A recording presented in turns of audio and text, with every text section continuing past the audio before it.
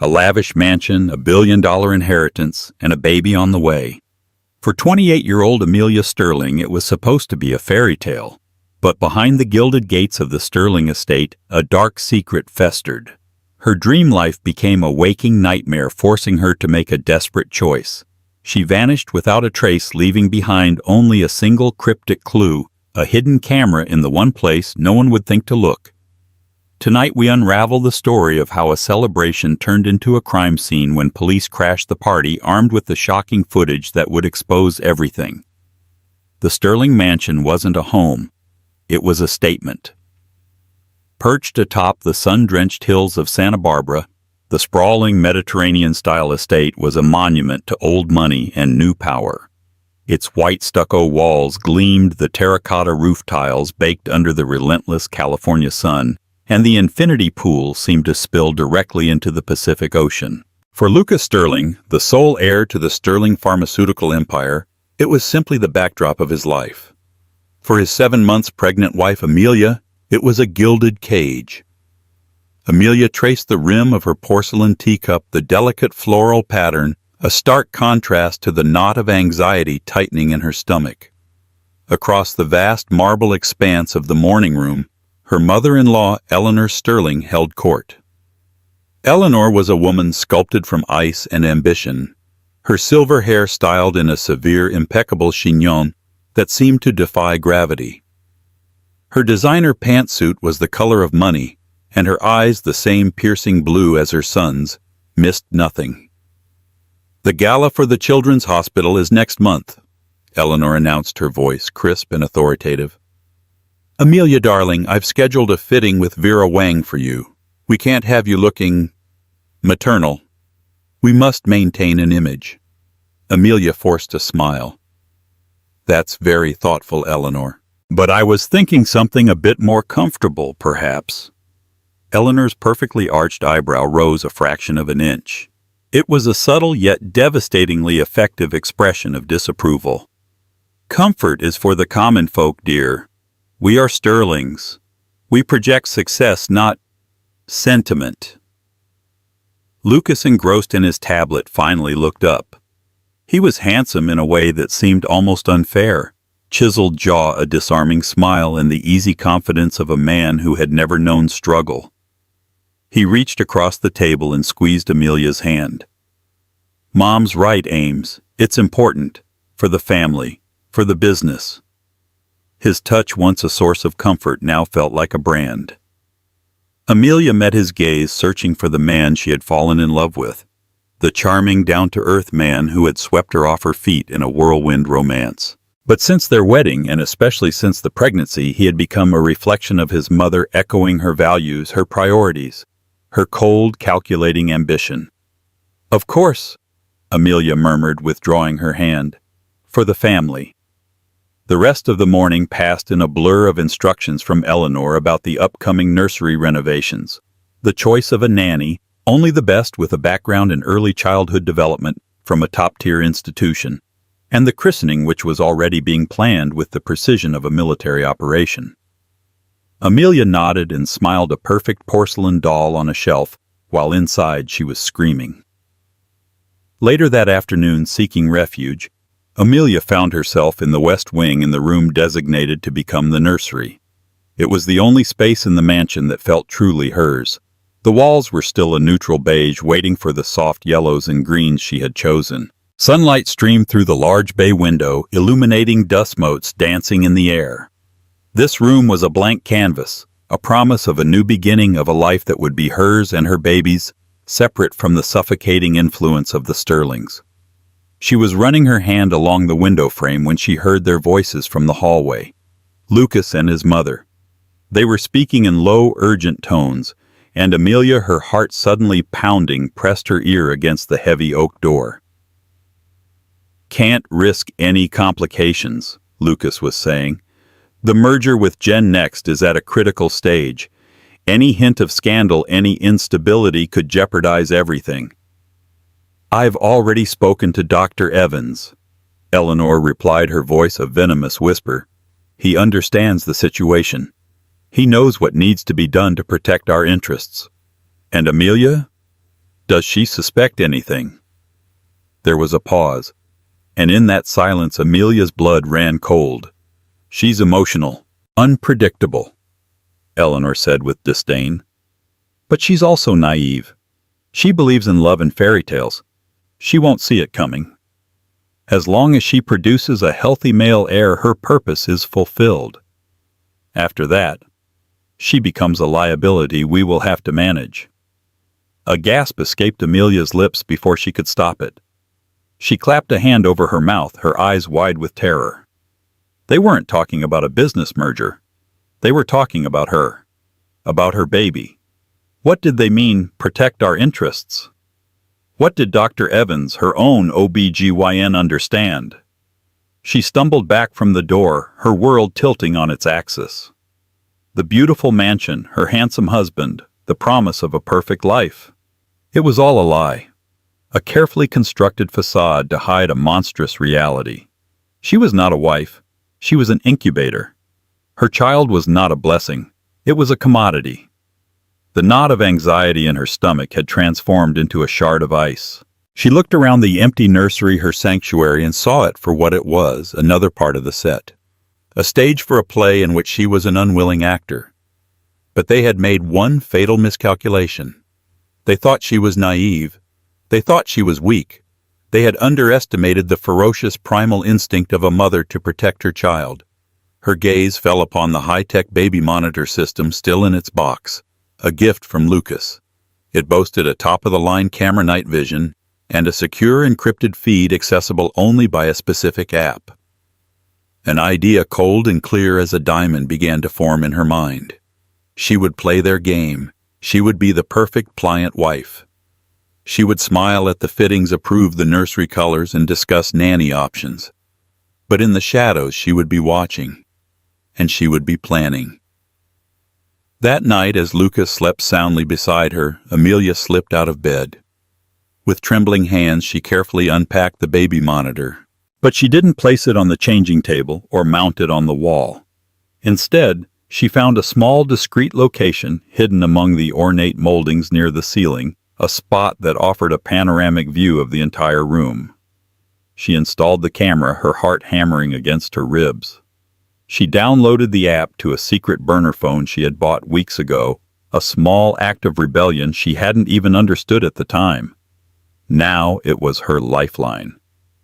As she synced the camera to the phone, the screen flickered to life, showing her the empty nursery bathed in the eerie green glow of night vision. It was a silent, waiting stage, and now it had an audience of one. The days following the installation of the hidden camera were a masterclass in deception. Amelia transformed into the very image of the blissful, expectant mother. She floated through the cavernous rooms of the Sterling mansion with a serene smile, her hand resting protectively on her burgeoning belly. She allowed Eleanor to dictate the shade of canary yellow for the nursery walls, nodding agreeably when her own choice of muted sage green was dismissed as drab. She sat through endless meetings with interior designers, caterers for the baby shower, and a stern-faced woman who specialized in sleep training for newborns, all without a hint of the terror that clawed at her insides. Her performance was flawless.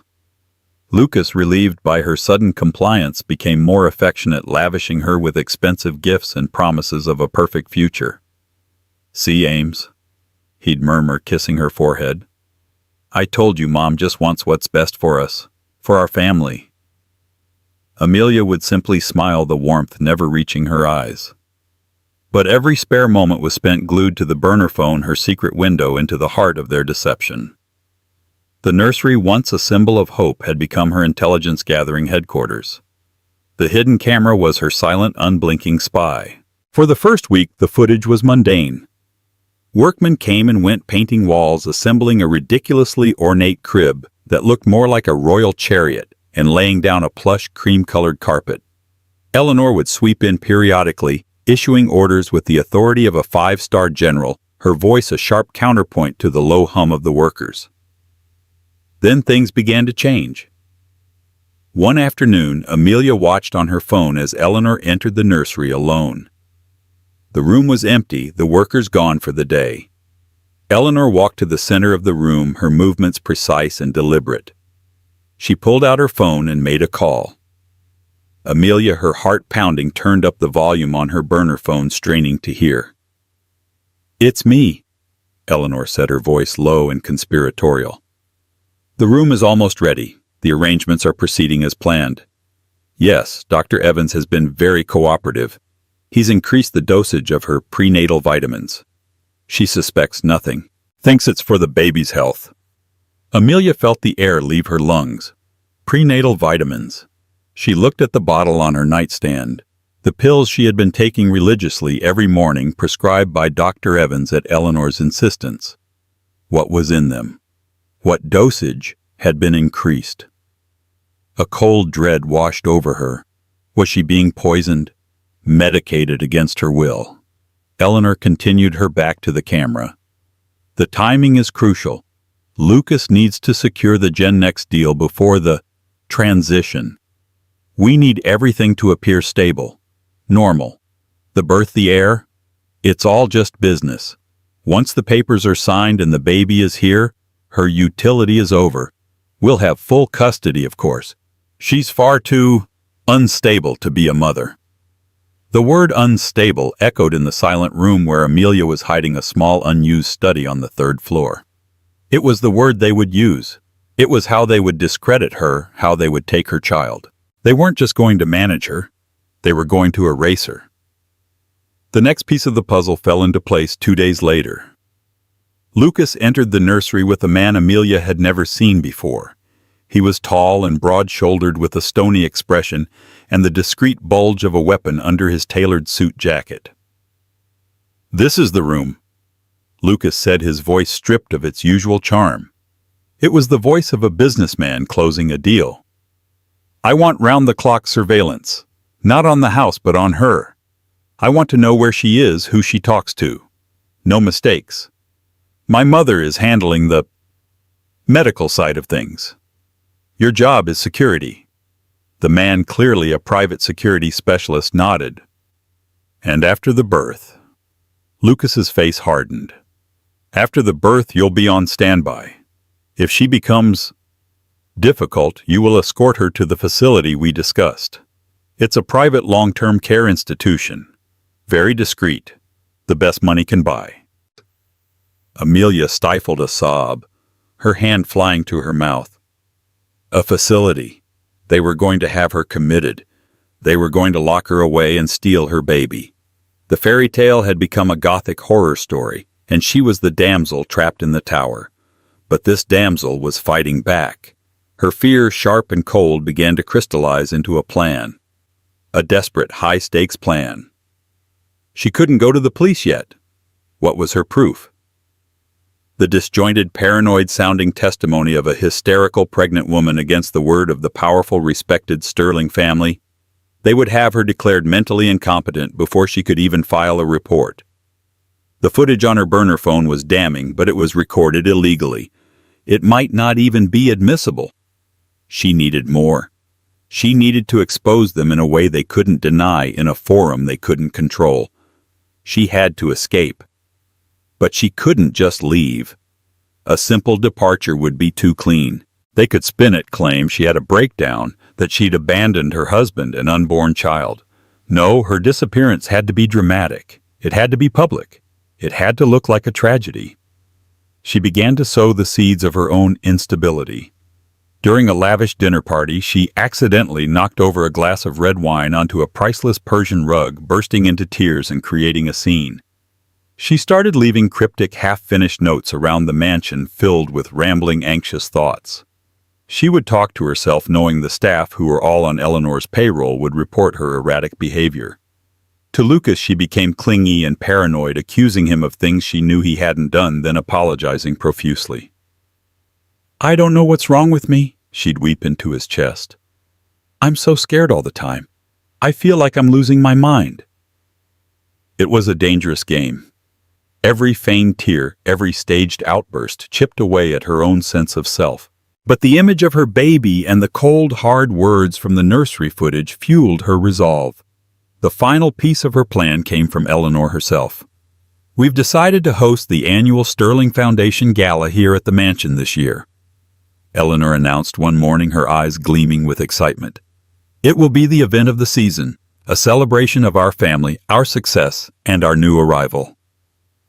The date was set for 2 weeks from then. It was the perfect stage.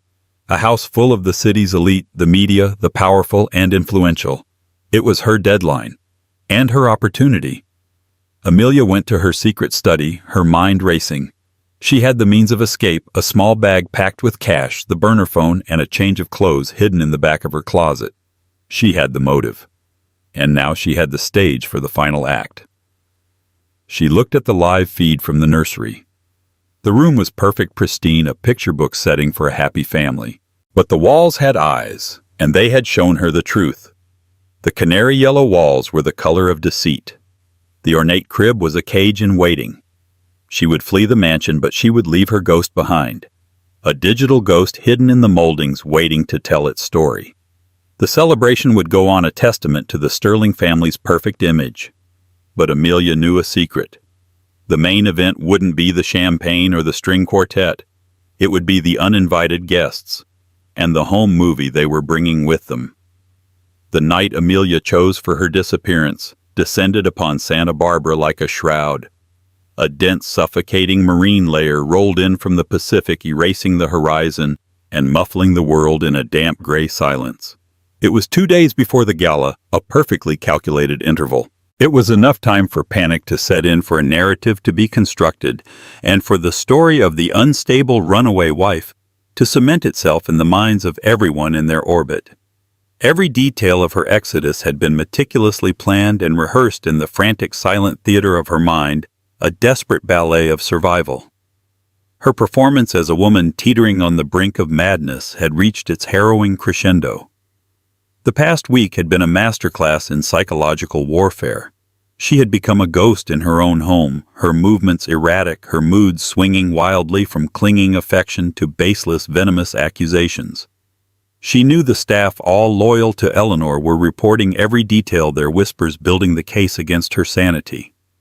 The final act of her domestic tragedy was staged that evening at dinner. The air in the cavernous dining room was already thick with tension. Amelia, looking gaunt and haunted under the glittering chandelier, pushed a piece of seared tuna around her plate, her fork clattering against the porcelain. "Amelia, you haven't touched your food," Lucas said, his voice a mixture of concern and weary exasperation. "You need to eat. For the baby." It was the opening she had been waiting for. She looked up, her eyes wide and wild. "How can I eat?" she whispered, her voice trembling. "How can I pretend everything is normal when I know you're lying to me?" Lucas sighed, placing his fork down. "Not this again, Ames. We've been over it. I am not having an affair with my secretary." "Aren't you?" she shot back, her voice rising. "I saw the way you looked at her yesterday. I hear you on the phone whispering. You think I'm a fool? You think I'm so lost in my hormones that I can't see what's right in front of my face?" The accusation was baseless, almost laughably so, but she delivered it with the conviction of a true believer. The two maids serving the meal exchanged a knowing glance. Lucas's face flushed with a mixture of anger and embarrassment. "This is insane," he said, his voice low and tight. "You are being paranoid. You need help." "I need the truth," she shrieked, shoving her chair back so violently it almost toppled over. "But you wouldn't know the truth if it stared you in the face. None of you do in this house. This house of lies." With a choked sob, she fled the room, her footsteps echoing on the marble floors. She ran up the grand staircase, a storm of manufactured hysterics, leaving Lucas stunned and mortified in her wake. "I can't take it anymore," she screamed into the empty hall. "I need to get away." She slammed their bedroom door, the sound reverberating through the house. It was the perfect exit line, the final tragic note before the curtain fell. At precisely 2:00 a.m., Amelia's internal alarm went off. The house was submerged in a profound silence, the fog outside pressing against the windows, isolating them from the world. Lucas was asleep, his breathing deep and even. Beside his bed was the empty glass of warm milk Eleanor had insisted he drink every night for the past week, A remedy for stress. Amelia was certain it was laced with a mild sedative. They needed their leading man calm and composed for the upcoming gala. They couldn't have him rattled by his hysterical wife. She moved with the stealth of a phantom. She dressed in dark, nondescript clothing, black yoga pants, a soft hoodie, comfortable sneakers. From the depths of her walk-in closet hidden behind a row of designer shoe boxes, she retrieved her go-bag. It was small but efficient, containing a thick wad of cash, the burner phone, a counterfeit ID she'd spent a small fortune on, and the keys to a 10-year-old Honda Civic. She had purchased the car weeks ago under a false name, a small secret act of rebellion that had now become her chariot to freedom. Her final stop in the house was the nursery. Stepping into the room felt like stepping into the heart of the conspiracy. The moonlight struggled through the fog, casting the canary-yellow walls in a sickly, jaundiced glow. The ornate crib stood like a beautiful, empty cage. She walked to the window and looked out at the swirling gray mist. She did not dare look toward the corner where her tiny, silent sentinel was hidden. From her pocket, she took a small, flat GPS tracking device no larger than a quarter. With trembling fingers, she activated it and slipped it deep into the seam between the cushions of the plush nursing glider Eleanor had so proudly selected. It was her insurance policy. If they dismantled this room, if they tried to erase this chapter, she would know. It was a digital breadcrumb trail leading back to their crime. Then she performed her last symbolic act. She twisted the massive diamond engagement ring off her finger. It felt like removing a shackle. The 3-carat stone was cold and heavy, a beautiful, inanimate lie. She walked to the pristine white changing table and placed the ring in the very center, where it caught the faint light, a single glittering tear shed for a life that was never real. It was a message, a deliberate clue for the inevitable investigation. A woman this unstable doesn't stop to carefully place her diamond ring before fleeing. Her escape route was a path she had walked in her mind 100 times. She bypassed the grand staircase, a potential death trap of creaking wood and open sight lines. Instead, she used a narrow, winding service stairwell at the far end of the west wing, a path used only by the staff. The air was stale and smelled of dust and cleaning supplies. The most perilous part was the ground floor. She knew the security guard Lucas had hired was stationed at the front of the house. His attention focused on the main entrance and the long, sweeping driveway. Her exit point was a small, rarely used service door in the cavernous kitchen pantry. She held her breath as she turned the knob, the quiet click sounding like a thunderclap in the oppressive silence. The door opened into the damp, cold night. The fog was her savior, a cloak of invisibility. It wrapped around her, swallowing her whole as she slipped onto a stone path winding through the manicured gardens. The property was dotted with dozens of security cameras, but she had studied the schematics she'd found in Lucas's office. She knew their blind spots, the narrow corridors of darkness between their electronic eyes. Her journey through the garden was a gauntlet of fear. Every rustle of a rose bush, every drip of condensation from a palm frond, sent a fresh jolt of adrenaline through her. She was a fugitive, her heart hammering against her ribs, every nerve ending screaming. She felt the weight of the mansion behind her, a sleeping beast that could awaken at any moment. When she finally slipped through a small, unlocked pedestrian gate at the far edge of the property, she felt a seismic shift. The iron bars closing behind her were not imprisoning her. They were setting her free. She did not look back. She walked for 2 miles, a grueling, fear-fueled march through the silent, sleeping streets of Montecito. She kept to the shadows, her hoodie pulled low. At a prearranged corner, a safe distance from the Sterling estate, a beat-up sedan was waiting. She had booked the rideshare on her burner phone, a digital ghost summoning a ghost car. The driver, a weary-looking man listening to late-night talk radio, barely glanced at her as she slid into the back seat. He dropped her at the entrance to a 24-hour public parking garage in downtown Santa Barbara. Her anonymous Honda was waiting on the 3rd level. As she slid behind the wheel and the engine turned over with a reassuring rumble, a wave of relief so powerful it left her dizzy washed over her. She gripped the steering wheel, her knuckles white. She had done it. She was out. She drove east, away from the coast, away from the wealth and the lies, plunging into the dark, anonymous heartland of California. Hours later, as the first hints of dawn stained the sky, she pulled into a dusty, forgotten town and checked into a run-down motel. The room was small and smelled of stale cigarette smoke and desperation, a universe away from the lavender and rose-scented air of her gilded cage. But as she slid the deadbolt and chain into place, she felt a profound sense of safety she hadn't known in almost a year. Back at the mansion, her absence was discovered at 7:00 a.m. by a maid who entered the master suite with a silver tray bearing Amelia's morning tea and prenatal vitamins. The untouched bed, the cold and empty room sent the first ripples of alarm through the house. The discovery of the single glittering ring on the nursery changing table turned the alarm into a full-blown crisis. Lucas's performance was flawless. He feigned a frantic, desperate search, his voice echoing through the marble halls as he called her name. Eleanor Ever, the director, took control of the scene, her face a mask of grave concern. "She's had a breakdown," she announced to the terrified staff. "Her hormones, the stress. It was too much for her fragile mind. She's run away." It was Eleanor who called the police, her voice trembling with manufactured fear for her poor, troubled daughter-in-law.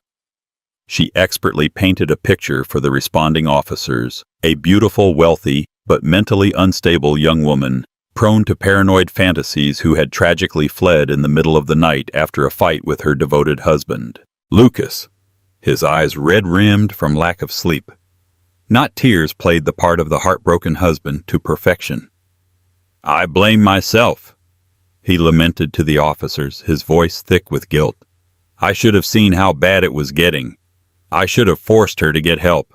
I just want her home. I just want my wife to be safe." The police report was written exactly as Eleanor had dictated. It was a domestic tragedy, not a crime. The powerful Sterlings, with their army of lawyers and PR experts, assured the police they would handle the search privately to protect Amelia's dignity. They were confident they had contained the situation.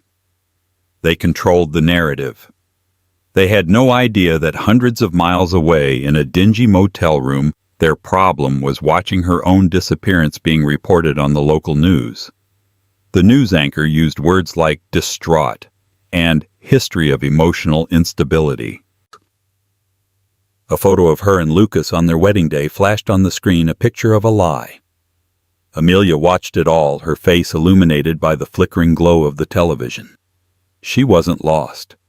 She was in command. The Queen had been sacrificed, but the game was just beginning. The night of the Sterling Foundation Gala was a masterpiece of calculated denial. From the road, the mansion was a supernova erupting with light and sound, defying the melancholic fog that clung to the Santa Barbara hills. It was a projection of power, a declaration that the Sterling Empire was impervious to the whispers of tragedy. Valets in stark white jackets moved with balletic precision, orchestrating a ballet of arriving Bentleys, Rolls-Royces, and Teslas. The air, thick with the scent of night-blooming jasmine and salt from the Pacific, carried the sophisticated strains of a Vivaldi concerto performed by a string quartet positioned on the grand terrace. It was a scene of breathtaking, almost offensive perfection. At the heart of this gilded spectacle stood Eleanor Sterling, a statue of matriarchal strength carved from ice and ambition. She wore an emerald silk gown that clung to her slender frame, a diamond necklace glittering at her throat like a shard of frozen light.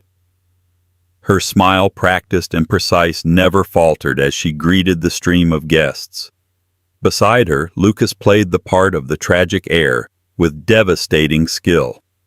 Dressed in a flawless tuxedo, his handsome face was a carefully composed mask of sorrow and resilience. They were a tableau vivant of high society grief, and their audience was captivated. The story of Amelia's disappearance had been meticulously seeded into the city's elite circles. It was the evening's dominant yet unspoken narrative. Eleanor, with her network of socialite confidants, had painted a heartbreaking picture of a fragile, beloved girl succumbing to the overwhelming pressures of her new life. Lucas had spent the past 2 days on the phone with concerned business partners and family friends, his voice breaking with just the right amount of controlled despair. "Eleanor, you are the strongest woman I know," gushed a society doyenne clutching Eleanor's hands. "To go on with this after what's happened, it's simply heroic." "The Foundation's work is too important to pause, darling," Eleanor replied, her voice a smooth, consoling balm. "It's what Amelia would want. She loved the children we support."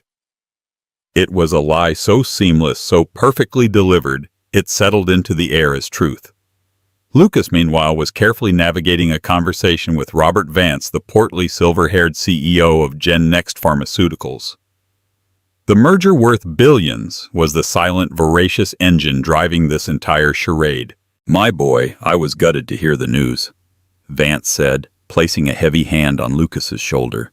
"If there's anything at all we can do—" "Thank you, Robert," Lucas said, his gaze downcast. He managed to look directly into Vance's eyes, summoning a flicker of moisture.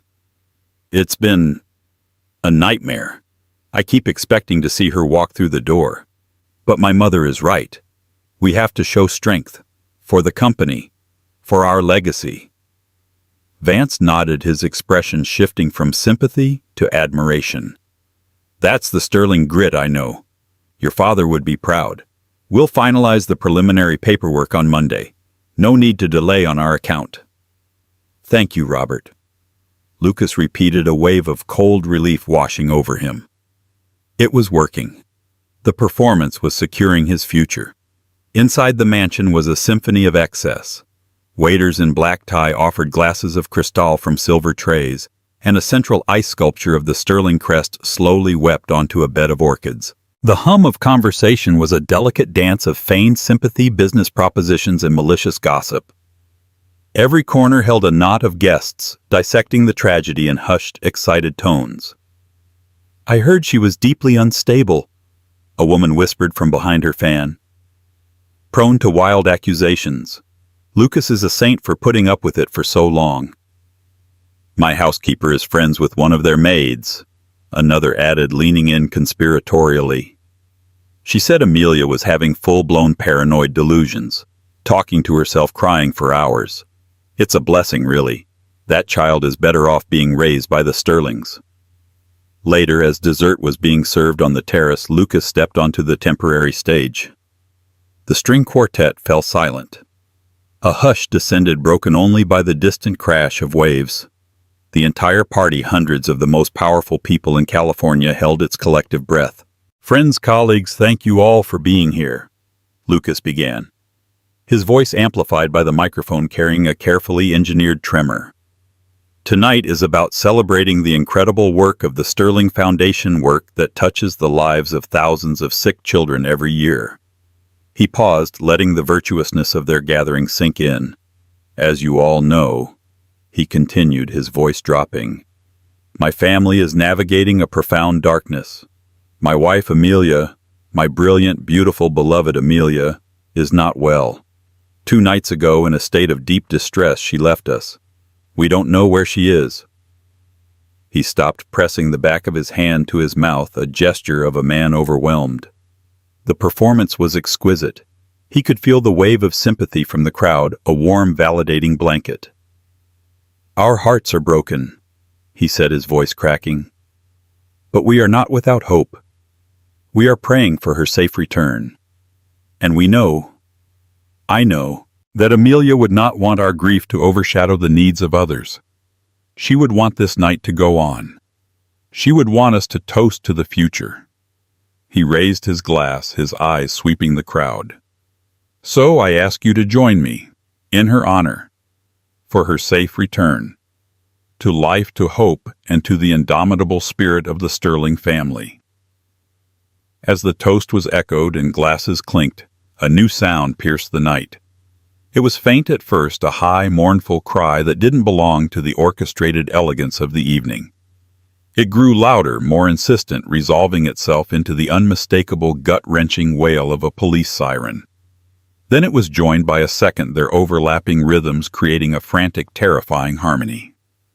A ripple of confusion went through the party. Heads turned, searching the darkness beyond the property's gates.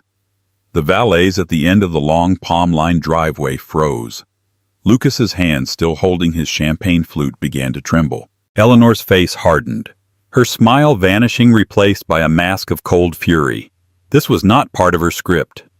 Two police cruisers, their red and blue lights strobing violently across the pristine stucco walls, and terrified faces roared up the driveway and screeched to a halt, boxing in a departing limousine. The party died instantly. The music, the chatter, the clinking of glasses all ceased. The only sound was the thrumming engine of the police cars and the frantic beating of 200 hearts. The doors of the lead car opened and two figures emerged. They moved with a purpose that was terrifyingly out of place amidst the fragile opulence. Detective Harding, his suit looking as if he'd slept in it, and Detective Chen, her sharp, intelligent eyes missing nothing, strode towards the terrace. The crowd parted for them like the Red Sea. Eleanor, her composure regained, moved to intercept them, a queen defending her castle. "Detectives, thank God. Do you have news? Have you found her?" Harding's gaze went past her, locking onto Lucas, who was paralyzed on the stage, a deer caught in the blinding headlights of his own lies. "Mr. Sterling." Harding's voice was flat, devoid of emotion, yet it carried across the dead-silent patio. "We're not here about a missing person." "We're here," Detective Chen added, her voice cutting through the tension like a scalpel, "because a crime has been committed." The collective gasp was a physical thing, a sudden intake of air that seemed to thin the atmosphere. Lucas finally moved, taking a clumsy step back. "A crime?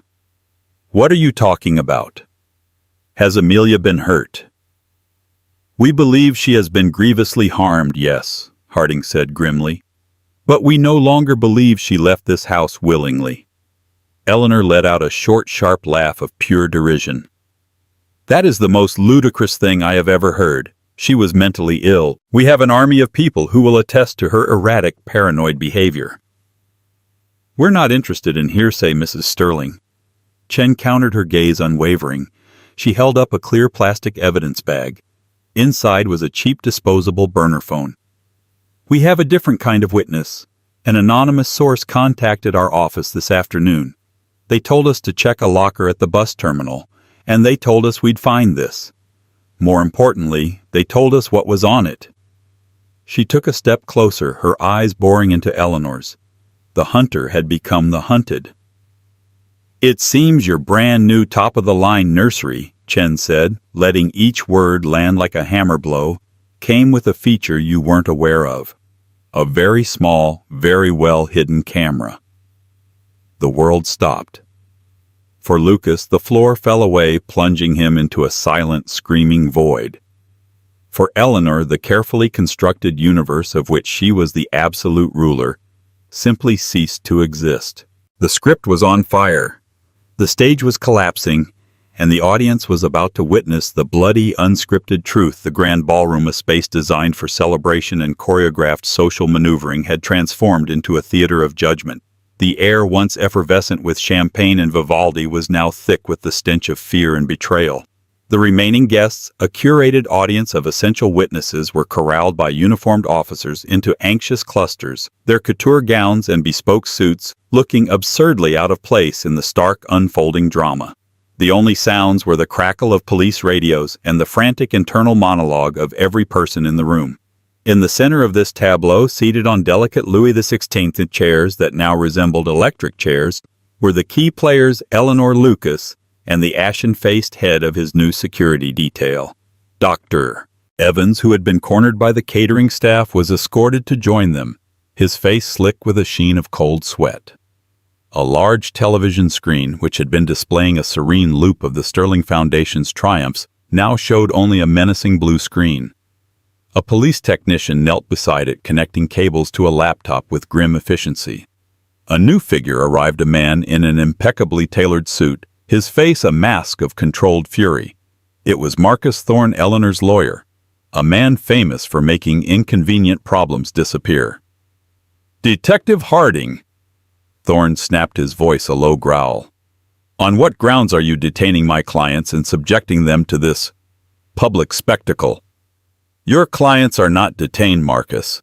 They are assisting us with our inquiries into a potential kidnapping conspiracy and assault, Detective Harding replied calmly, not taking his eyes off the technician. They are free to leave at any time, but I have a feeling they'll want to stay for the show. Detective Chen stepped forward, her presence commanding the cavernous room. What you are all about to see is footage recovered from a hidden camera placed inside the nursery of this house. It was provided to us by an anonymous source who I can only assume had the victim's best interests at heart. Her gaze swept from Eleanor's stony face to Lucas's crumbling one. The footage is date and time stamped. It will tell a story. We're all very interested to hear it. The screen flickered and the room went silent. The image that appeared was shot from a high oblique angle, capturing the canary yellow room in grainy night vision. The ornate crib stood in the center like a sacrificial altar. The date stamp in the corner read 2 weeks and 3 days ago. The first clip was of Eleanor pacing the room alone, her silhouette sharp and predatory. Her voice, captured with startling clarity by the camera's microphone, echoed through the ballroom, a ghost in her own machine. It's me. The arrangements are proceeding as planned. Yes, Dr. Evans has been very cooperative. He's increased the dosage of her prenatal vitamins. She suspects nothing. A collective horrified gasp rippled through the onlookers. Lucas shot to his feet, his chair scraping violently against the marble floor. Mother, what does that mean? What did you do? Dr. Evans. He turned to the sweating doctor, who seemed to shrink under his gaze. It's a misunderstanding. Eleanor snapped, her voice like ice. A private conversation taken entirely out of context. This is inadmissible. Let's watch some more context then, Detective Chen said dryly. The next clip played. This time it was Lucas himself on screen, standing beside his new head of security. His own voice, stripped of all warmth and charm, filled the room, the voice of a cold-blooded executive giving orders. I want round-the-clock surveillance. On her. My mother is handling the medical side of things. Your job is security. After the birth, you'll be on standby. If she becomes difficult, you will escort her to the facility we discussed. Lucas flinched, as if he'd been physically struck by his own words. His eyes darted around the room, seeing only condemnation. He saw Robert Vance of Gen Next, whose face was a thundercloud of fury. He saw his friends, his colleagues, all staring at him with a mixture of horror and disgust. The architecture of his life, his reputation, his future, it was all dissolving into rubble around him. No, he cried, his voice desperate and reedy. That's not. She was unstable, paranoid. We were trying to arrange help for her, a place where she could recover. We were protecting her. The kind of protection that involves constant surveillance. Detective Chen countered, taking a step toward him. The kind of help that involves drugging her without her knowledge and having her involuntarily committed after she gives birth. The kind of help that conveniently ensures you gain sole custody of $1 billion heir and your business merger remains secure. Lucas stammered his justifications, turning to ash in his mouth. He looked to his mother for a lifeline, but she was staring at the screen. Her jaw clenched, her eyes burning with a hatred so pure it was terrifying. We have one more clip, Detective Harding announced into the suffocating silence. This one is from the day before Amelia Sterling disappeared. The screen showed Eleanor and Dr. Evans standing near the nursing glider. Dr. Evans was wringing his hands, his agitation palpable even on the grainy footage. The dosage is at maximum now. The doctor's panicked voice squeaked from the speakers. Any higher and it could be dangerous for the fetus. It's a powerful antipsychotic, Eleanor. It's designed to induce paranoia, confusion, emotional outbursts. Are you sure about this? If anyone finds out... The camera captured Eleanor turning, her face clear and resolute. Her voice cut through the doctor's whining, sharp and final as a guillotine's blade. They won't find out. Her breakdown will be perfectly timed for after the gala. Lucas will be a tragic hero, the grieving husband. The board will rally around him. The merger will be safe.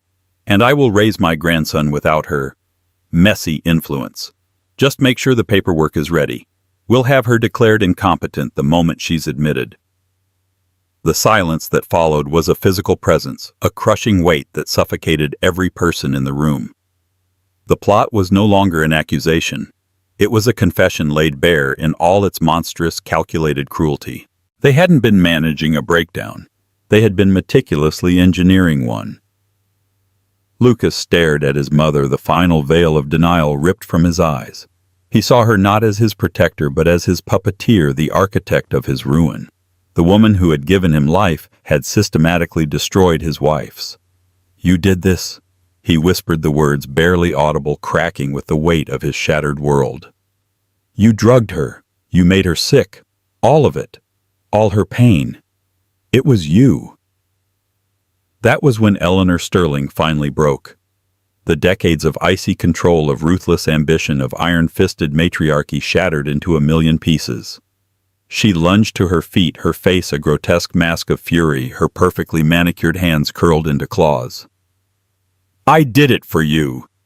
she shrieked, her voice echoing off the high frescoed ceilings. "I did it for this family! I built this empire from nothing while your father played with his boats and his charities. I built it for you, and I was not going to let some little gold-digging commoner tramp with a lucky womb tear it all down. She was a liability, a flaw in the design. I did what was necessary to protect our legacy, to protect you." Two uniformed officers moved in, grabbing her arms as she thrashed, her dignity dissolving into a torrent of venomous, incoherent rage. Dr. Evans buried his face in his hands, mumbling, "I was coerced. They have to believe me. I need my lawyer." In the midst of the chaos, Detective Harding's phone buzzed. He answered it, turning away from the scene. He listened for a moment, his grim expression softening, and a slow, satisfied smile spread across his face. He ended the call and surveyed the wreckage of the Sterling dynasty. "Well, Marcus," he said to the stunned lawyer, "this case just got a whole lot simpler. That was the front gate.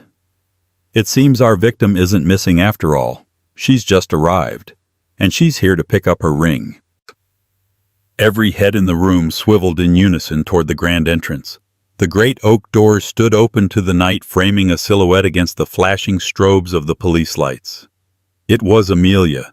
She was not the frantic, hysterical woman from their fabricated stories. She was preternaturally calm, her spine straight, her hand resting with serene confidence on her pregnant belly. Her face was pale, but her eyes, sweeping across the scene, burned with a righteous fire that no drug could ever extinguish. Beside her stood a formidable-looking woman in a sharp business suit, a lawyer whose expression promised a war. Amelia's gaze moved across the room like a spotlight, lingering on the stunned faces of the guests. The defeated figure of Dr. Evans, the broken, shattered man who was her husband. Finally, her eyes landed on Eleanor, who had frozen, held fast by the two officers. In that silent, electrifying moment, it wasn't a victim looking at her tormentor. It was a queen returning to her board, having outplayed, outmaneuvered, and utterly destroyed her opponent. She had not fled. She had retreated. She had regrouped. And she had chosen her battlefield with perfect, devastating precision. The Sterling Empire, a fortress built on a foundation of secrets and lies, had been brought to its knees in a single night, its darkest truths exposed to the world by the unblinking eye of a hidden camera in a silent, waiting nursery. The water in Alistair Finch's infinity pool was the color of a billionaire's dream, a shimmering, impossible turquoise that bled into the California sky. But dreams can drown. When Genevieve Dubois, Alistair's brilliant and beautiful partner, vanished after a vicious fight, he told police she just needed space.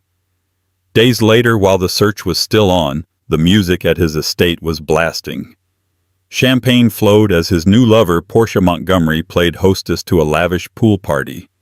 It was a brazen spectacle of wealth and indifference, until the sirens cut through the laughter and police began to drain the water, searching for a truth everyone feared was at the bottom. The fight, like all their fights, had started over something small and ended with the world cracking open. It was a Tuesday night in the Oak Haven Hills, an enclave of obscene wealth and paranoid privacy nestled in the canyons above Los Angeles. From their glass-walled fortress, Alistair Finch and Genevieve Dubois could watch the city glitter below like a carpet of fallen stars, a universe away from the silent, suffocating perfection of their lives. This time, the catalyst was a painting. Genevieve's painting. It was a chaotic swirl of deep indigos and violent slashes of crimson, a piece she'd titled Escape Velocity. Alistair, a man who built his empire on the clean, predictable lines of venture capitalism, hated it. "It's aggressive, Jen," he'd said, swirling the amber liquid in his crystal tumbler. He wasn't looking at the canvas, but at its reflection in the panoramic window, as if the art itself was too unrefined for his direct gaze. "It doesn't match the aesthetic." "It's not supposed to match the aesthetic." Alistair, Genevieve replied, her voice low and tight. She was wiping her turpentine-stained hands on a rag, her slender frame tense. At 34, she still possessed the fiery spirit of the art student he'd met a decade ago, but it was banked now, smothered under layers of couture and compromise. It's supposed to feel something, and what it feels is chaotic, uncontrolled. He finally turned to her, his smile not reaching the cold calculation in his gray eyes. It was the smile he used on corporate boards before a hostile takeover. "I've invited the board of Arion Dynamics for dinner on Friday. I was thinking we'd hang the Rothko in its place. It's more conducive to billion-dollar conversations." The condescension was a physical blow. The Rothko wasn't a Rothko. It was his Rothko, an investment. Her painting was her soul, and he wanted to replace it with a balance sheet. "No," she said, the word a small hard stone in the vast minimalist space. Alistair's smile tightened. No, it stays. The board can look at it and feel something for once in their lives." That was the spark. The argument that followed was a well-rehearsed tragedy. It spiraled from the painting to her lack of gratitude to his obsession with control to her friends he deemed unworthy to the woman he was seeing on the side, a sleek, ambitious lawyer named Portia Montgomery, whom everyone knew about but no one dared mention. Genevieve had thrown that name into the air, and it had hung there, a poisonous vapor. "Don't you dare!"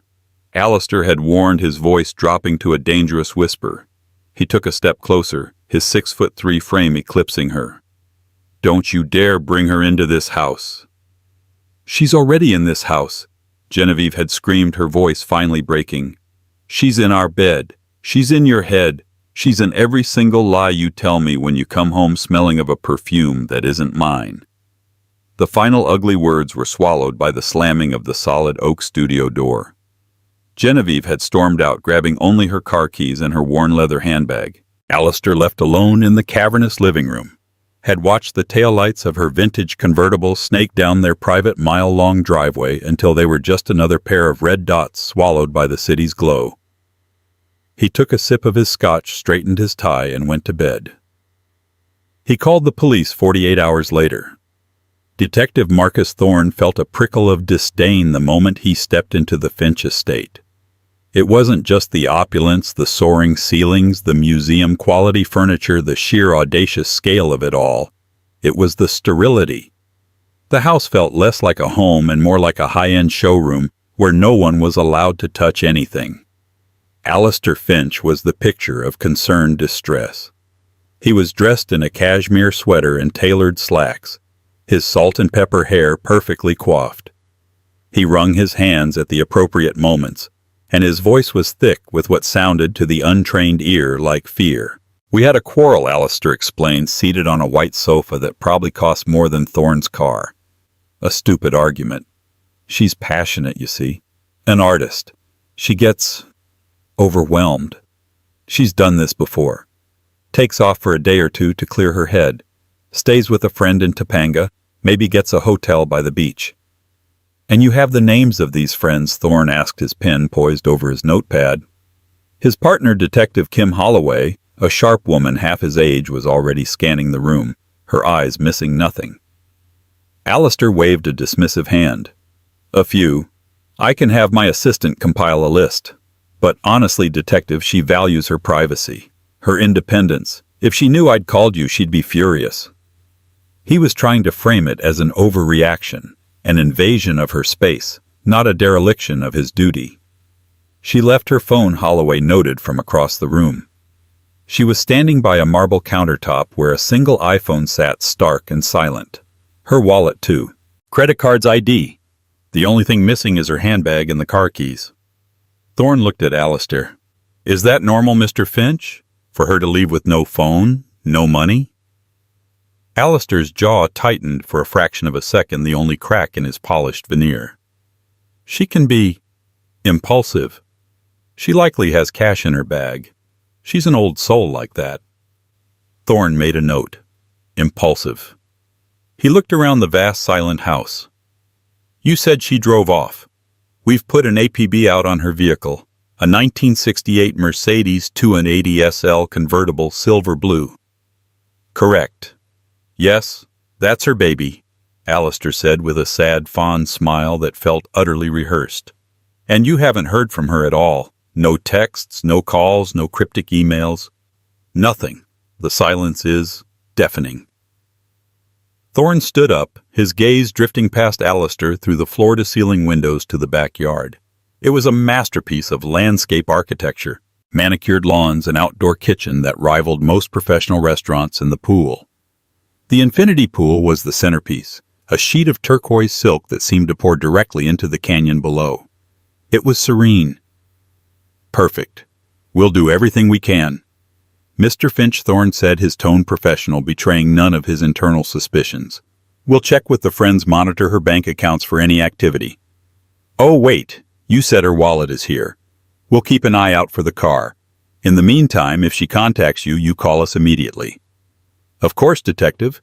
Thank you for your time. Alistair walked them to the door, a gracious host seeing off his guests.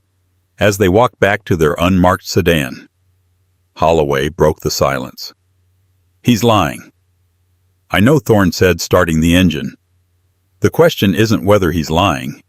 It's what he's lying about. Over the next 5 days, the disappearance of Genevieve Dubois became a minor story in the relentless Los Angeles news cycle.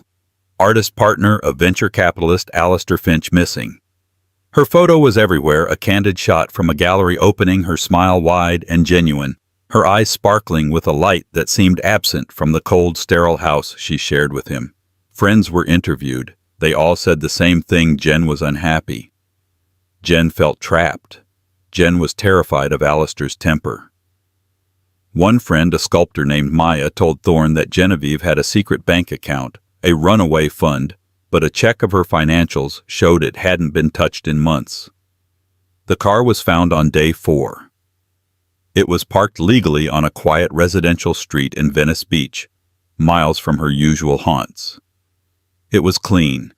No signs of a struggle. Her handbag was on the passenger seat. Inside was a book of poetry and a half-eaten bar of dark chocolate. No cash, no keys, just the bag. Keys. Just. The discovery of the car without a body should have been a sign of hope, but to Detective Thorne it felt like a prop carefully placed on a stage. And then on Saturday, exactly 1 week after Genevieve Dubois had vanished into the night, the music started pumping from the Oakhaven Hills. Thorne got the call from a furious neighbor, a film producer whose own weekend tranquility was being shattered by the thumping bass. You won't believe this, the producer had seethed over the phone. The man's wife is missing, maybe dead, and he's throwing a goddamn rave. Thorne and Holloway drove back up the winding canyon road, not towards a crime scene, but towards a party. It was a vision of grotesque denial. Cars, Porsches, Bentleys, Teslas lined the private drive. Laughter and shrill voices echoed in the twilight air. As they approached the house, they could see the backyard. It was packed. Dozens of people, the young, beautiful, and wealthy of L.A., milled around the pool. Waiters in crisp white jackets served champagne. And in the center of it all, holding court like a king, was Alistair Finch. By his side, her hand resting possessively on his arm, was a stunning woman with raven black hair and a shark smile. Portia Montgomery. She looked perfectly at home. Thorne felt a cold knot of anger tighten in his stomach. This wasn't just arrogance. This was a statement. This was a man so convinced of his own power that he believed he was untouchable. He looked at the pool, the water glowing under the submerged lights, its surface disturbed by the joyful splashing of intoxicated guests. He thought of the missing woman, the fake smile of her partner, the car left like a breadcrumb. Something was wrong. Terribly, horribly wrong. And Thorne had a sickening feeling that the answer was somewhere in that shimmering turquoise water. The music didn't just play. It pulsed. A deep synthetic heartbeat that vibrated through the flagstone patio, up through the soles of Detective Thorne's sensible shoes and into his teeth. It was a soundtrack for oblivion, a frantic attempt to blast away any creeping sense of reality. As Thorne and Holloway walked through the wide-open glass doors into the backyard, a wave of expensive perfume and champagne-scented air washed over them. Young men in designer shirts that were artfully unbuttoned stood in tight clusters with women whose faces were smooth, emotionless masks of Botox and ambition. They laughed too loudly, their eyes darting around, constantly assessing who was watching them, who they should be talking to. It was a gathering of people who treated life as a transaction, and Genevieve's disappearance was just a piece of unfortunate market volatility. Alistair saw them coming. He was holding a champagne flute, leaning against the marble edge of the outdoor bar. Portia Montgomery was at his side, her red dress a slash of defiance against the cool blues and whites of the party's aesthetic. She whispered something in his ear, and his expression shifted from convivial host to irritated monarch. He met the detectives halfway, a practiced smile of annoyance on his face. "Detectives, to what do I owe the pleasure? Did you find her? Is that why you're interrupting my gathering?" The choice of the word gathering was deliberate, an attempt to downplay the bacchanalian scene unfolding behind him. "No, Mr. Finch, we haven't found her," Thorne said, his voice flat and unimpressed. He let his gaze sweep over the partygoers, many of whom were now staring, their conversations faltering.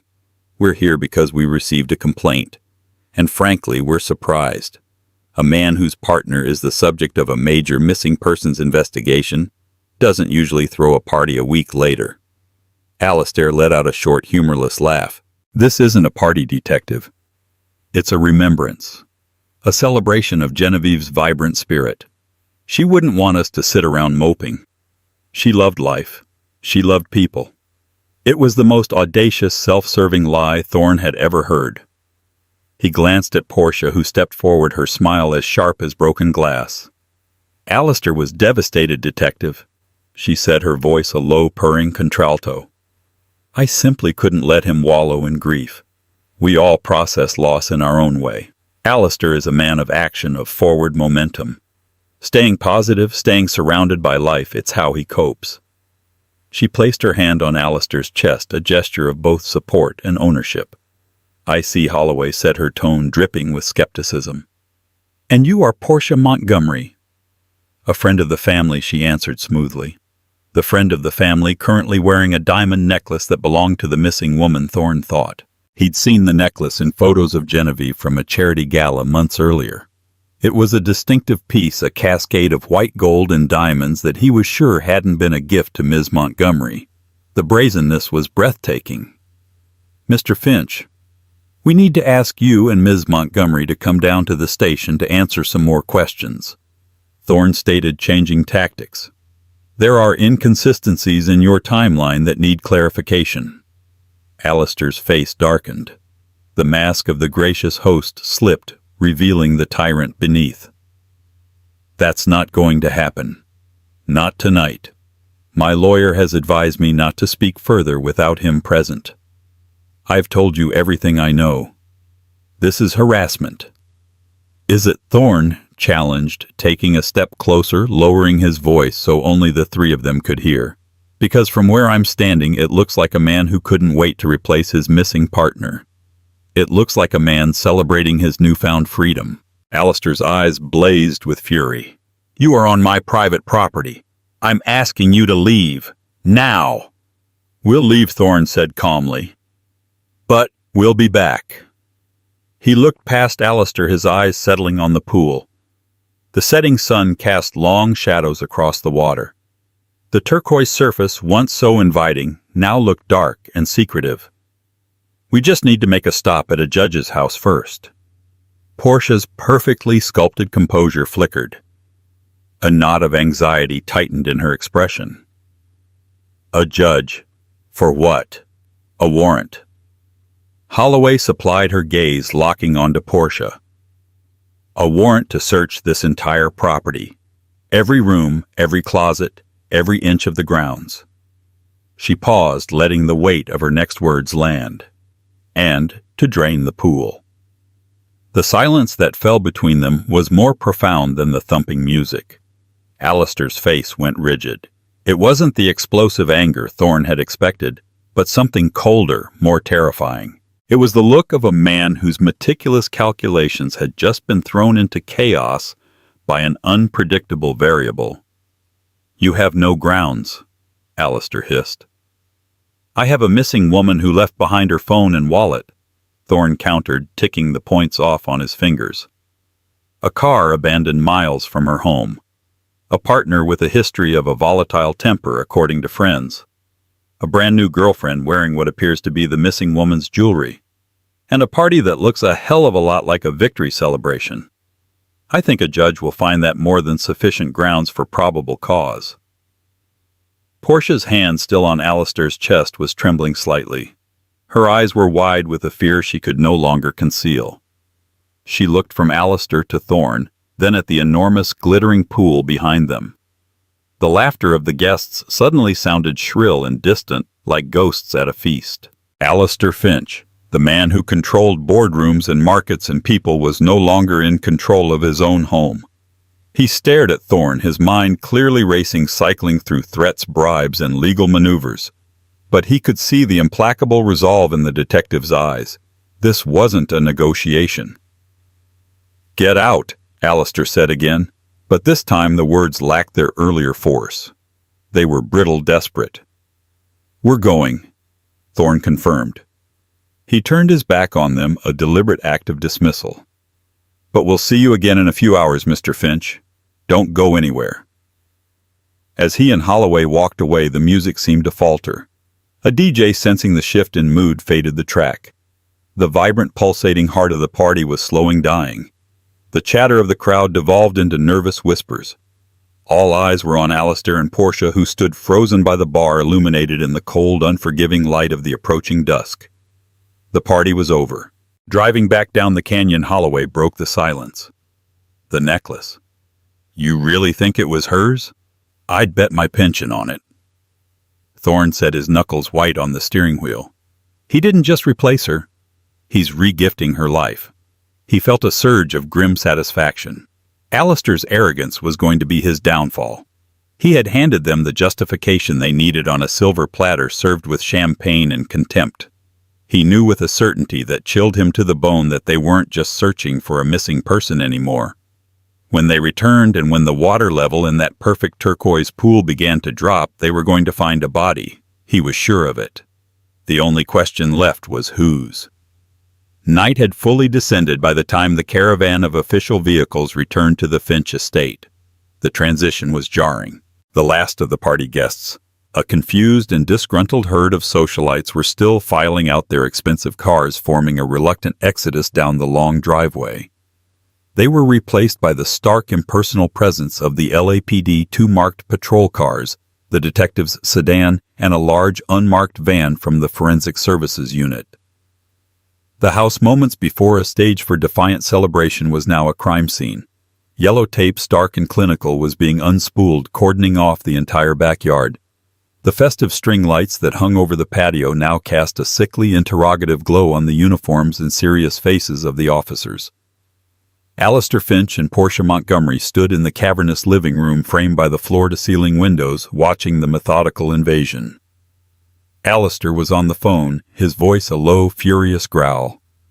He was talking to his lawyer, a man whose name was synonymous with getting the rich and powerful out of trouble. Portia stood rigidly beside him, her arms wrapped tightly around her waist. The defiant fire in her eyes had been replaced by a brittle, flickering panic. The diamond necklace was gone from her throat, likely tucked away in a desperate, belated act of discretion. Detective Thorne presented the signed warrant to Alistair, who snatched it from his hand without a word. As Alistair scanned the document, his knuckles white. Thorne's attention was already outside. A heavy-duty pump was being unloaded from the forensic van, its thick hoses snaking across the manicured lawn towards the edge of the infinity pool. "You're really going to do this?" Portia's voice was barely a whisper.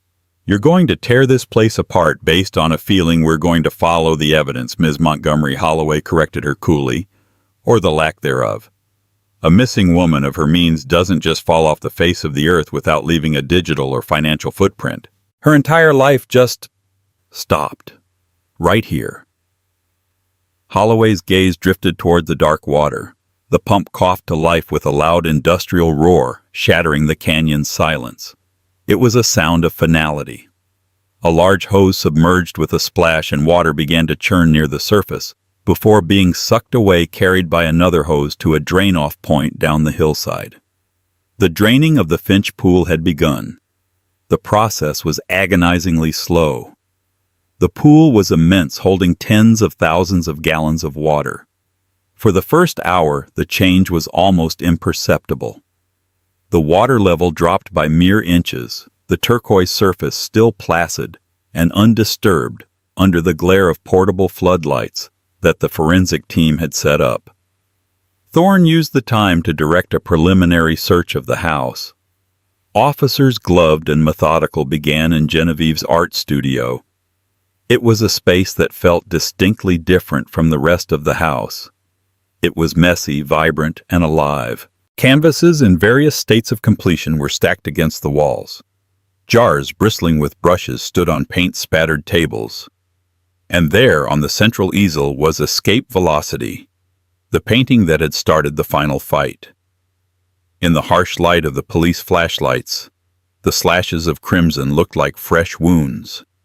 Holloway found something tucked into the frame of a large, empty canvas. It was a small folded piece of paper, a receipt. Not for art supplies, but for a burner phone purchased with cash 2 weeks before Genevieve disappeared. "Our old soul was getting modern," Holloway murmured, bagging the receipt. Meanwhile, outside, the pool continued to drain. The water level was noticeably lower now, exposing a line of pristine white tile that had been submerged. The top steps of the shallow end emerged glistening and bare. With every inch the water receded, the tension on the patio tightened like a screw.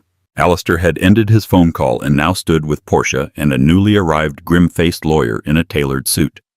They watched the proceedings with a mixture of contempt and terror. Thorne stood at the edge of the deep end, his arms crossed, his eyes fixed on the water, as if he could will it to reveal its secrets. Every bubble that rose to the surface, every ripple from the pump's vibration made his heart kick. He had staked his professional judgment on this. He had pushed for the warrant, convincing a skeptical judge that this flamboyant act of denial by Finch was more than just poor taste. It was the cover-up of a crime. If they found nothing, his credibility would be shot, and Alistair's lawyers would have a field day with a harassment lawsuit. 2 hours became 3. The water was now halfway down. The sleek built-in loungers in the shallow end were fully exposed, looking like skeletal remains. The pool's submerged lights began to poke through the surface, casting eerie upward-facing beams into the night sky. The roar of the pump was a constant mechanical drone. One of the uniformed officers pointed. "Detective, look." Thorne followed his gaze. Something was becoming visible in the deepest part of the pool, directly below the diving board. At first it was just a dark amorphous shape against the pool's light blue floor. As the water level sank lower, the shape began to resolve. It was large, dark, and irregular. Alistair took an involuntary step forward, his lawyer putting a restraining hand on his arm. Portia let out a small, strangled gasp, her hand flying to her mouth. The pump kept roaring. The water receded further. The shape became clearer. It wasn't soft. It wasn't a body wrapped in a tarp as Thorne had morbidly pictured. It was hard-edged metallic. And then a recognizable form emerged from the distorting lens of the remaining water. It was the corner of something large and rectangular. It was covered in a dark, heavy-duty canvas crudely weighted down by several large decorative stones that Thorne recognized from the landscaped garden beds nearby. The forensic team leader, a man named Diaz, gave the signal. The pump was shut off. The sudden deafening silence was more jarring than the noise. In that silence, all that could be heard was the distant hum of the city and the frantic pounding of Thorne's own heart. Two officers, wearing waterproof waders, carefully descended the pool steps and sloshed through the knee-deep water towards the object. The water lapped against the sides of the canvas-covered shape. Thorne held his breath. This was it, the moment of truth. One of the officers reached the object, his gloved hands hesitating for a moment before gripping a corner of the heavy, wet canvas. He looked back at Thorne, who gave a sharp, decisive nod. With a deep breath, the officer pulled. The canvas, heavy with water, peeled back with a sucking sound. The floodlights hit the exposed surface. It wasn't the pale, tragic face of Genevieve Dubois. It was the deep, violent indigo and brutal crimson slashes of her painting, Escape Velocity. And submerged beneath it, pinned to the floor of the pool, was something else entirely. It was a man. Dressed in a dark security guard's uniform, his eyes wide open in a permanent state of surprise, a neat, unmistakable bullet hole in the center of his chest. The discovery of the body in the pool didn't just change the investigation, it detonated it. The man was quickly identified as Frank Miller, a 58-year-old retired cop who worked for the high-end security firm that patrolled Oak Haven Hills. He was the guard on duty the night Genevieve disappeared. His logbook, found in the security booth at the entrance to the private road, showed he'd checked in Alistair Finch upon his return earlier that evening. The last entry was at 10:15 p.m., a routine, all clear. Genevieve had stormed out around 11:00 p.m. The cause of death was obvious even before the coroner's report. He had been shot. The pool wasn't just a hiding place, it was a tomb, and Genevieve's painting her soul on canvas had been used as a shroud. The question that hung in the cold night air was as chilling as it was confounding. Where was Genevieve Dubois?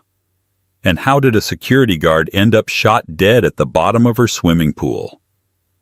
Alistair Finch's composure finally catastrophically shattered. When Thorne confronted him with the identity of the dead man, Alistair's face went slack with what looked like genuine shock. Frank. Dead. No. No, that's impossible. He stammered, his eyes wide. He was a good man. He worked here for years. He was on duty the night Genevieve left. Thorne said, his voice like ice. And now he's dead in your pool and she's gone. You're going to have to do a lot better than impossible, Mr. Finch. Alistair, Portia, and their lawyer were immediately separated and taken downtown. The house was now under the full control of the forensics team. They worked through the night, the property glowing under the floodlights like a film set for a horror movie. The preliminary findings were baffling. The bullet that killed Frank Miller was from a .22 caliber pistol, a small, easily concealable weapon. A search of the house revealed Alistair owned several firearms, all large-caliber hunting rifles and shotguns, all locked securely in a gun safe to which he alone knew the combination. There was no .22 registered to him or Genevieve. The painting Escape Velocity was carefully lifted from the pool. Beneath it, the forensics team found a single shell casing. But something else lay near the body, partially hidden by one of the victim's hands. It was a small silver object tarnished by the chlorinated water. A key. Not a car key or a house key, but a small, old-fashioned skeleton key. In a sterile interrogation room under the hum of fluorescent lights, Portia Montgomery's carefully constructed facade crumbled into a million pieces. Faced with a potential accessory to murder charge, her loyalty to Alistair evaporated. I didn't know anything about a body, she insisted, her voice trembling. Alistair told me Genevieve just left. He said she was unstable, that she'd had a breakdown. And the party, Holloway asked, her voice deceptively soft. Whose idea was that? Portia sobbed, her mascara running in black rivers down her cheeks. His. It was all his idea. He said it was the best way to control the narrative, to show everyone he wasn't worried that he was the wronged party. He said if he acted like a victim, the press would eat him alive, but if he acted like he was moving on, they'd just call him a cad and focus on finding her. And the necklace Holloway pressed. He gave it to me that afternoon, Portia admitted, her voice dropping to a shameful whisper. He said Genevieve had left it behind, and that she didn't deserve to wear it anyway. He said it looked better on me. I was a fool. I know I was a fool. Alistair, in a separate room with Thorne and his lawyer, was a wall of furious denial. He claimed he had no idea how Frank Miller ended up in his pool. He stuck to his story Genevieve had stormed out after their fight, and he hadn't seen her since. The party was, as he'd claimed, a way to project strength. So you're saying an armed security guard was shot on your property, dragged to your pool, and dumped in all without you hearing a thing? Thorne asked, incredulous. This house is soundproofed. I was in my bedroom on the other side of the estate. I took a sleeping pill. I heard nothing. Alistair spat back. And the painting, why use her painting to hide the body? Alistair's eyes flickered for a moment. I have no idea. Maybe the killer hated her art as much as I did. The callousness of the remark was chilling. The investigation was now a Gordian knot. They had a victim, a murder weapon they couldn't find, and a prime suspect who was either a Machiavellian genius or the unluckiest man in the world. And they still had a missing woman. Was Genevieve a second victim, her body dumped elsewhere? Or was she somehow the killer? The idea seemed preposterous. But the burner phone receipt suggested she was planning something. The breakthrough came from the one person who knew Genevieve's soul better than anyone, her friend the sculptor Maya. When Thorne and Holloway visited her studio in Topanga Canyon, a chaotic, welcoming space that smelled of clay and incense, she was pale with grief and fear. They showed her a photo of the skeleton key found in the pool. Her eyes widened. "I've seen it before," she said, her voice trembling. Jen wore it on a thin silver chain around her neck. She never took it off. She said it was her escape key, escape from what Holloway asked. Maya hesitated, twisting a piece of clay in her hands. From him, from Alistair. It wasn't just a metaphor, it was a real key. She led them to a large abstract metal sculpture in the corner of her studio. She pointed to a small, almost invisible seam near the base. She was a genius, you know, not just with paint, with everything. Maya worked her fingers into the seam and pulled. A small, perfectly concealed door swung open. Inside the hollow base of the sculpture was a small metal lockbox. Maya looked at the detectives. She told me if anything ever happened to her, if she ever disappeared, and I felt in my gut that something was wrong, I should open this. She said the key was the one thing Alistair could never take from her.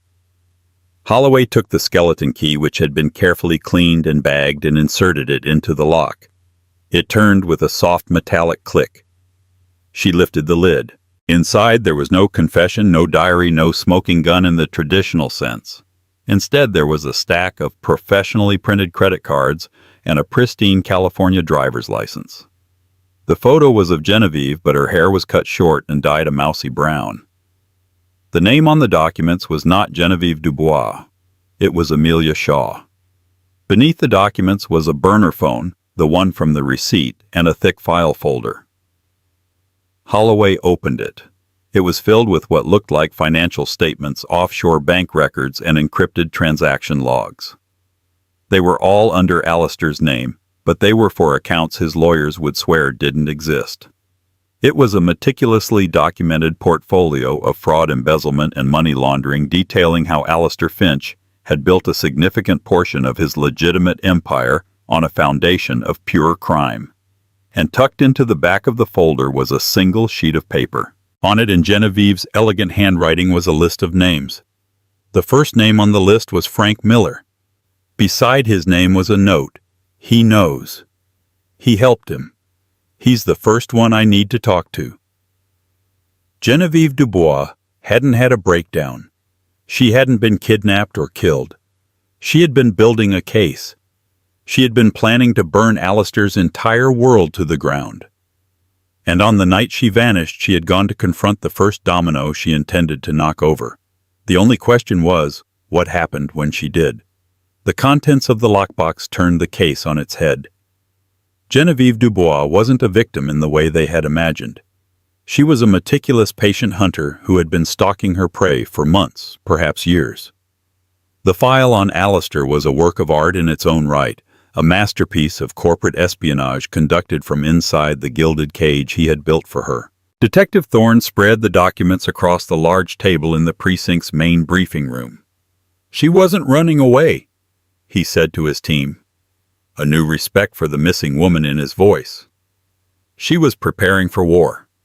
The file detailed a complex web of shell corporations, illegal wire transfers, and insider trading that implicated not just Alistair, but several members of his company's board, the same men he'd wanted to impress by taking down her painting. Genevieve had somehow gained access to his encrypted servers, his hidden ledgers. She had everything. The note about Frank Miller was the key. Why did she need to talk to him? What did he know? A deep dive into Miller's financials provided the answer. For the past 5 years, Miller had been receiving a monthly payment of $10,000 from a holding company that the file revealed was secretly controlled by Alistair. It wasn't a salary. It was a retainer. It was hush money. The focus of the investigation shifted from Alistair as a potential murderer to Alistair as the head of a criminal enterprise. And Portia Montgomery, the ambitious lawyer, was suddenly viewed in a new light. How much did she know? Was she just a mistress, or was she the consigliere? When Holloway confronted Portia with the new evidence, her composure, already fragile, completely disintegrated. She had been played just as much as everyone else. Offshore accounts fraud. She asked, her face pale with disbelief. No. Alistair is aggressive in business, but he's not a criminal. He's too smart for that. He's smart enough to have a bagman on his security detail. Holloway countered, sliding a copy of Frank Miller's bank statement across the table, and smart enough to get his girlfriend to host a party for him while a dead body decomposes in his pool. The question is, are you smart enough, Ms. Montgomery, to save yourself? Portia stared at the numbers, the reality of her situation crashing down on her. She had hitched her wagon to a man who wasn't just a philanderer, but a major felon. Her legal career, her reputation, her entire future was about to be incinerated. The night she left Portia, began her voice barely a whisper. Alistair called me. He was frantic. Not the cold, in-control man I knew. He was terrified. He said, "She knows. I don't know how, but she knows everything." He told me to come to the house, but to park down the street and come in through the back gate. What time was this? Around midnight. When I got there, he was in the backyard by the pool. He was drenched in sweat. He told me Genevieve had confronted him, that she had proof of business dealings. He said she threatened to ruin him. And then he said she just left. Did you believe him? Portia shook her head. No. There was something in his eyes. He kept looking at the pool. The pieces were beginning to fit, forming a dark and twisted picture. Thorne and Holloway theorized a new timeline. The fight over the painting was just the prelude. The real confrontation happened later. Genevieve, armed with her evidence, had finally shown Alistair her hand, telling him she was going to expose him. In his rage and panic, he had lashed out. But that didn't explain Frank Miller. The answer came from an unlikely source, a motion-activated security camera on the property of the film producer who had called in the noise complaint. His property overlooked the Finch estate from above. His cameras, designed to catch coyotes or intruders, had a clear, if distant, view of Alistair's backyard. The producer, eager to help nail his obnoxious neighbor, gladly handed over the footage. Thorne and Holloway watched the grainy black and white video in a darkened room. The timestamp in the corner of the screen provided an objective silent witness. At 11:05 p.m., they see Genevieve's Mercedes convertible driving away down the long driveway. Alistair's story so far held up. For the next hour, nothing. The patio is empty, the pool still. Then at 12:15 a.m. a figure walks into frame. It's a man in a security uniform, Frank Miller. He walks to the edge of the pool and peers down into the deep end as if looking for something. He has a flashlight in his hand. A few moments later, a second figure emerges from the house. Alistair. He approaches Miller, and though there's no audio, their body language is tense. They are arguing. Alistair points towards the driveway, then back at the house. Miller shakes his head. Then the video shows something that makes Thorne's blood run cold. A third figure appears. She slips out of the shadows near the art studio, a place the camera barely reaches. She is slight moving with a quiet grace. It's Genevieve Dubois. She hadn't left. She had sent her car away or had someone else drive it and circled back. She approaches the two men who have their backs to her. She is holding something small in her hand. There's a flash so brief it's almost missed and Frank Miller crumples to the ground. Alistair spins around his face a mask of horror.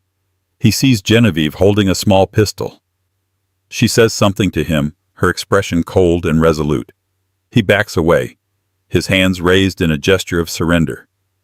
The camera then shows Genevieve directing Alistair. He, looking utterly terrified of the woman he once dominated, helps her roll Miller's body onto a large canvas.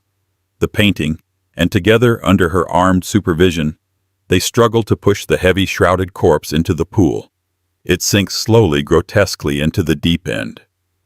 The final scene on the tape is the most chilling. Genevieve stands at the edge of the pool, the gun still in her hand. She looks at Alistair for a long moment, then turns and walks back into the shadows of the studio, disappearing from view. A few minutes later, Portia Montgomery appears, walking into a scene of a crime she didn't even know had been committed. Thorne leaned back in his chair, stunned. "My God," he whispered. "He wasn't lying. He is scared of her. He didn't kill anyone. He's an accessory." Holloway said, her voice grim. She made him help her cover it up.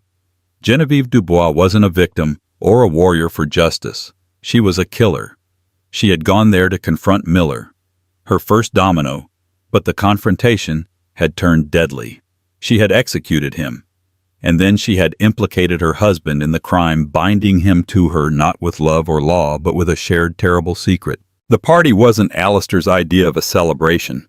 It was an act of desperation, an attempt to create a veneer of normalcy over a foundation of terror, all under the direction of a woman who was now holding his entire life and his freedom in her hands.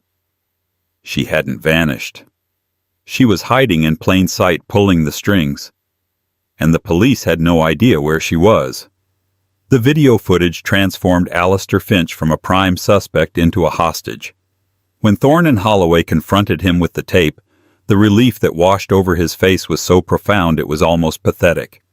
His blustering, arrogant demeanor dissolved, replaced by the raw, unvarnished fear of a man who had been living in a nightmare. His confession, when it came, was a torrent of panicked words. "She was going to kill me," he said, his voice trembling in the interrogation room. His lawyer sat beside him, silent and grim, knowing the best legal strategy was now full, unadorned cooperation. After she shot Frank, she pointed the gun at me. She was so calm.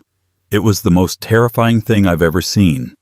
It was like all the passion, all the anger, all the life had been boiled out of her, and all that was left was this cold purpose. He recounted the night's events from his perspective. The fight over the painting had been real, but it was just the surface. Later that evening, she had confronted him with the file. She laid out his entire criminal enterprise with chilling accuracy. "She told me she didn't want the money," Alistair said, shaking his head in disbelief. "She said she wanted to watch me lose everything. She wanted me to live the rest of my life with nothing.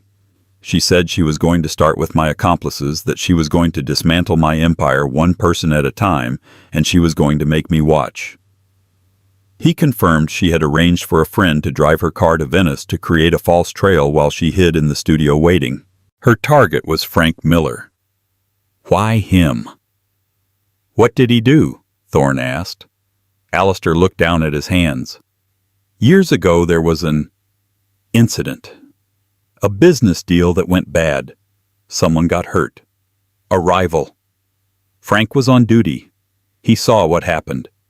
I paid him to keep quiet to make sure the official record was clean.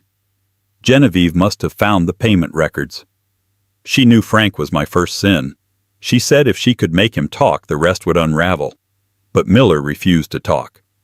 When Genevieve confronted him by the pool, he had laughed in her face, telling her Alistair's money was worth more than her threats. He had sealed his own fate. After she shot him, Alistair continued. She told me that this was the new arrangement, that I was now part of her plan. She made me help her hide the body. She said if I went to the police, she would produce a recording she'd made of me confessing to the murder. She said she'd tell them I killed Frank to silence him, and then she vanished, making it look like I had killed her too. It was my word against hers, and she had the gun. The next week had been torture. Genevieve was hiding somewhere in the vast house, moving silently through hidden passages and guest rooms he hadn't entered in years. She would appear at random, a ghost in her own home, to give him instructions. The call to the police, the script of what to say, even the party, it was all her idea. The party, Holloway asked, skeptical. She said it was a masterstroke. Alistair explained a flicker of his old admiration for cunning strategy in his eyes. She said no one would believe a grieving man would throw a party, so they wouldn't suspect he was being coerced. They would just think he was a monster. She wanted them to find the body. She wanted me to be the only one there, the obvious suspect.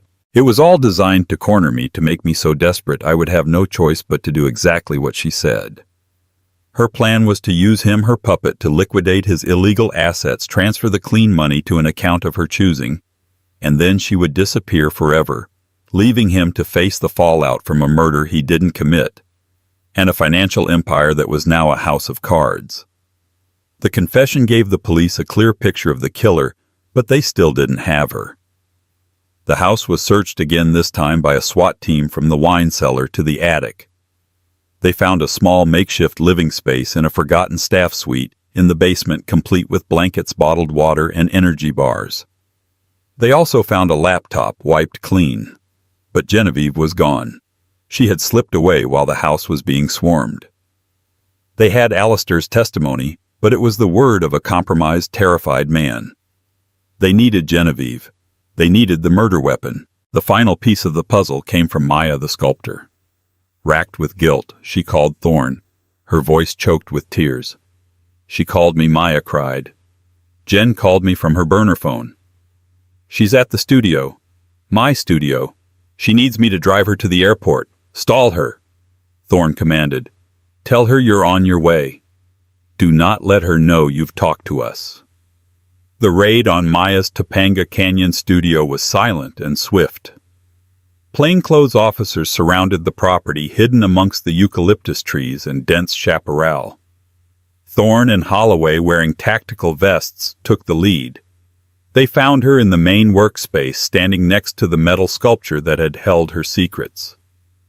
She was dressed in practical, anonymous clothing, jeans, a dark hoodie, a baseball cap pulled low over her mousy brown hair. The transformation from the glamorous artist to Amelia Shaw was complete. She held a small go bag in one hand. She didn't seem surprised to see them. She simply looked up, her face calm, her eyes holding a deep, weary sadness. She didn't run. It's over, isn't it? She said, her voice quiet. It is, Genevieve Holloway said softly. Genevieve looked at the sculpture, her hand resting on its cool metal surface. He took everything from me, she said, not to the detectives, but to the room, to the universe. My art, my spirit, my name. He tried to turn me into just another one of his possessions. I tried to build a case against him to do it the right way, but when I confronted Frank Miller and he just laughed, something broke. I realized the system Alistair owned would never convict him. To beat a monster, you have to become one. She then reached into the pocket of her hoodie and pulled out the .22 caliber pistol. She didn't point it at them. Instead, she laid it carefully on a workbench next to a lump of clay. Her confession was in her surrender. As they cuffed her, Thorne looked at her, at the woman who had outplayed a master manipulator, who had committed murder with ice-cold precision, and who had orchestrated a week of pure psychological terror. He saw the artist, the victim, the strategist, and the killer all residing in one shattered soul. She had fought to escape the gilded cage, but in the end she had only managed to build a new one with bars made of iron and a sentence that would last a lifetime. The trial was a media circus, a lurid spectacle dubbed the Gilded Cage Killing by the press. It had everything: wealth, betrayal, and a murder captured on grainy surveillance footage.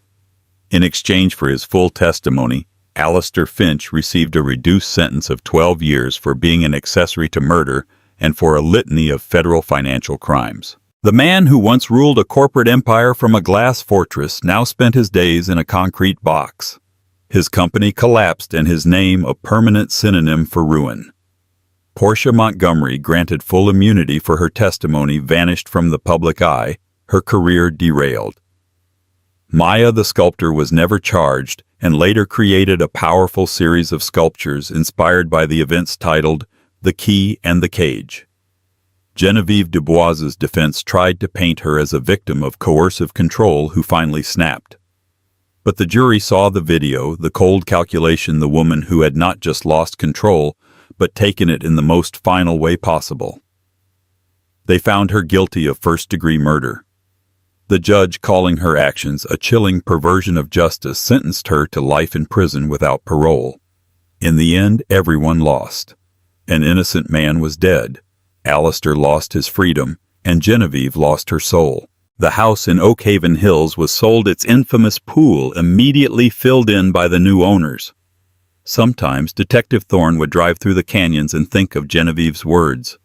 To beat a monster, you have to become one. She had succeeded, but in the process created a tragedy far greater than the one she sought to escape.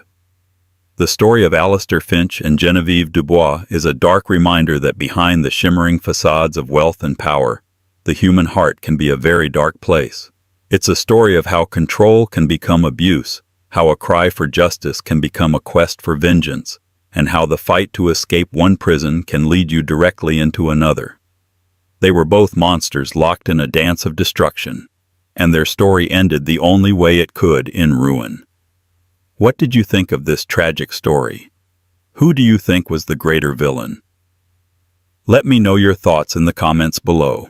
If you found this story as compelling and chilling as I did, please hit that like button, share it with someone who loves a good real-life drama, and make sure you subscribe to the channel for more deep dives into the most shocking cases.